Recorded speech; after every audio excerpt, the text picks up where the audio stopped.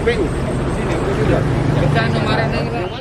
Mendapat informasi dari masyarakat terkait insiden portal yang roboh dihantam truk pengangkut ayam, anggota Komisi 3 DPRD Prabu Muli mendatangi lokasi kejadian di Simpang 4 Tugu Tani, Kelurahan Tanjung Raman, Kecamatan Prabu Muli Selatan.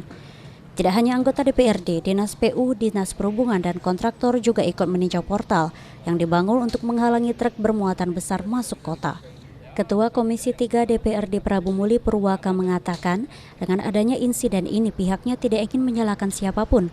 Komisi 3 DPRD Prabu Muli lebih menyoroti perilaku pengendara khususnya sopir truk dengan muatan berlebih yang sering melanggar aturan. DPRD juga menegaskan kepada kontraktor agar portal senilai Rp179 juta segera dikerjakan kembali.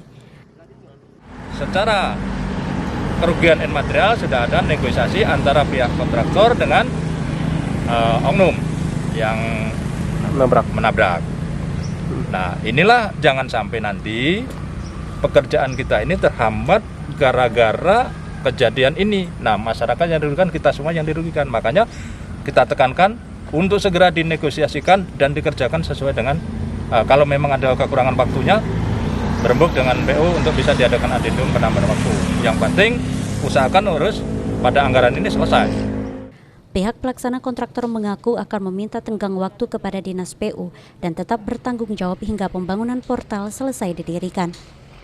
Kita akan selesaikan ini walaupun belum ada titik temu dengan pihak penabrak, itu tetap kita kerjakan karena bagaimanapun juga ini kan sudah tanggung jawab kami untuk menyelesaikan ini. Jadi dalam waktu yang akan ditentukan oleh pihak PUPR nanti tetap kita laksanakan. Apakah kita akan minta penambahan waktu atau seperti apa ini?